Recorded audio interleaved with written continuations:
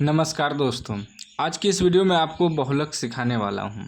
यदि आपको बहुलक सीखना है तो इस वीडियो को पूरा देखना है। अगर नहीं सीखना है तो अभी वीडियो को बंद कर दीजिए, वीडियो को स्टॉप कर दीजिए, ठीक ना।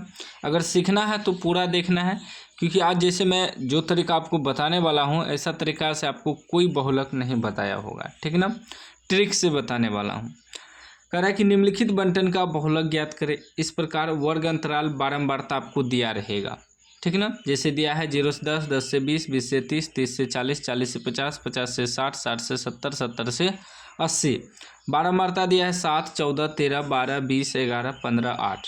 ठीक, इसी प्रकार आपको भी दिया रहेगा एग्जाम में। ठीक, अब देखिए वर्ग अंतराल को आपको ऐसे लिखना है, ठीक, सॉल्व करने के लिए, और बारंबारता को भी ऐसे लिखना है। ऐसे दिया रहेगा लेकिन आपको सॉल्व करने के लिए ऐसे करना होगा।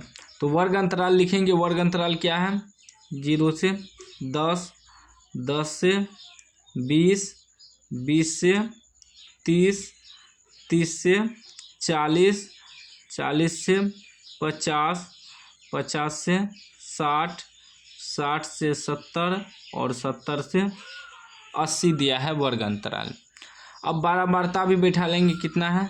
7, 14, 13, 12, 20, 11, 15, 8। इस प्रकार बारंबारता भी आपको बैठा लेना है। ठीक, इतना तो आपको पहले कर लेना है। जो दिया है उसको ऐसे लिख लेना है सॉल्व करने के लिए। अब पहले ध्यान से समझिएगा सूत्र क्या होता है बहुलक का, और हमें क्या क्या ज़रूरत पड़ता है, क्या क्या निकालना पड़ता है। बहुलक का सूत्र होता है L प्लस F1 घटा F2 बटे 2 F1 घटा F0 घटा F2 ब्रैकेट 1 गुना H। अब यह सब F1 F0 F2 क्या है आगे आपको पता चलेगा। यह सब हमें निकालना है। सबसे पहले देखिए निकालेंगे L क्या कह रहा है कि L क्या है? बहुलक वर्ग की निम्न सीमा। पहले हमें बहुलक वर्ग मालूम करना होगा। तो कैसे मालूम करेंगे?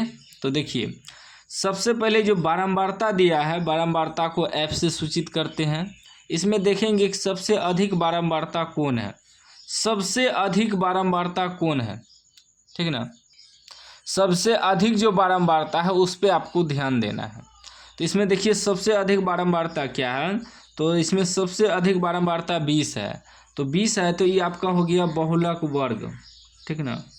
बहुलक वर्ग, बहुलक वर्ग कौन हो गया आपका?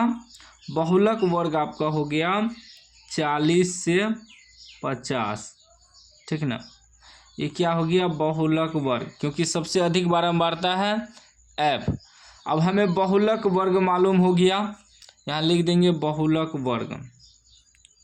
बहुलक वर्ग, बहुलक वर्ग क्या मालूम हो गया? 40 से 50, 40 से 50 लिख दिए।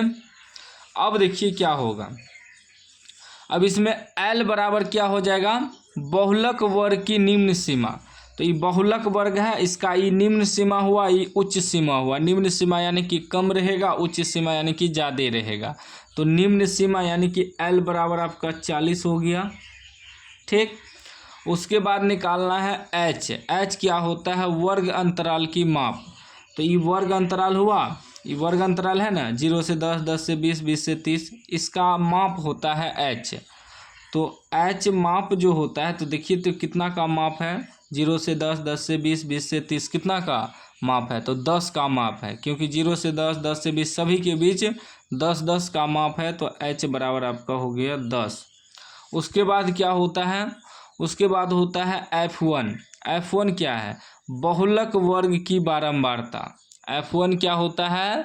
बहुलक वर्ग की बारंबारता। तो बहुलक वर्ग ई है, ठीक ना, लिख दिए हैं बहुलक वर्ग। तो इसका बारंबारता होता है F1, लिख दिए F1। तो यहाँ लिख देंगे F1 बराबर, F1 कितना हो गया? 20। उसके बाद क्या होता है? F0। F0 निकालना है। F0 क्या होता है? F0 होता है बहुलक वर्ग से ठीक पहले वर्ग की बारंबारता।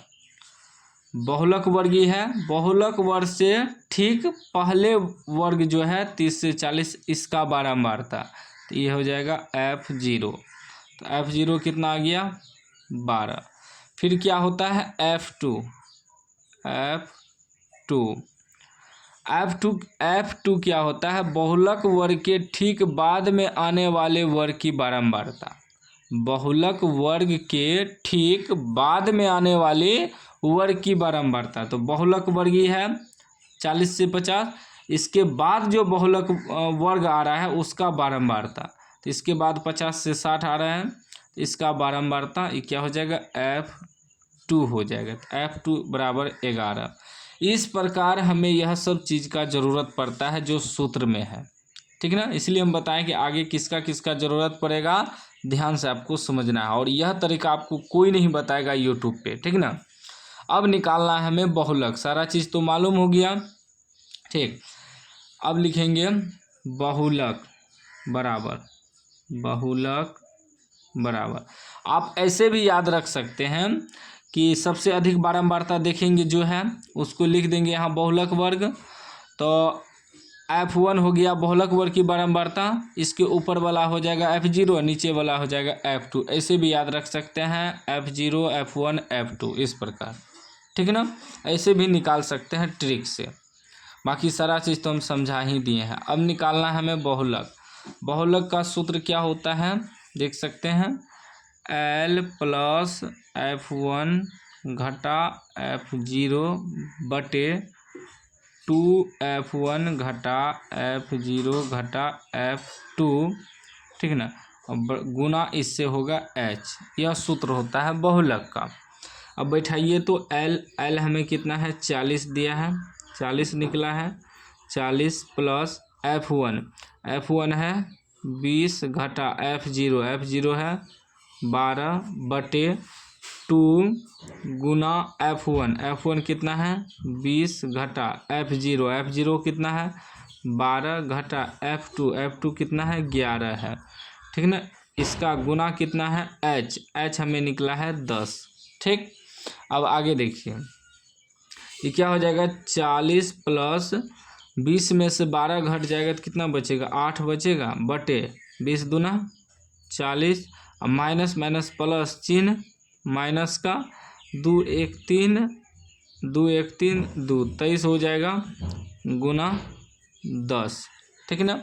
अब आगे देखिएगा ध्यान दीजिएगा क्या हो जाएगा, ये 40 प्लस ये गुना हो जाएगा इससे 8 दंग 80 बटे 40 में से 23 घटा दीजिए कितना बचेगा, 10 में से 3 घटेगा 7, 3 में से 2 घटेगा 1 17, ये हो गया 40 प्लस 80 बटे 17। अब हमें क्या करना है कि 80 में 17 से भाग देना है, ठीक। तो कितना हो जाएगा 17 × 5 = 85 नहीं लगेगा, 17 4 बार में लगाएंगे 17 चौके 68, ये हो जाएगा 2 1 12 दशमलव देंगे 0 120 70 7 19 से 1 बच जाएगा, मतलब ये आ जाएगा 4.7 लगभग, ठीक है ना। कितना आ जाएगा 4.7।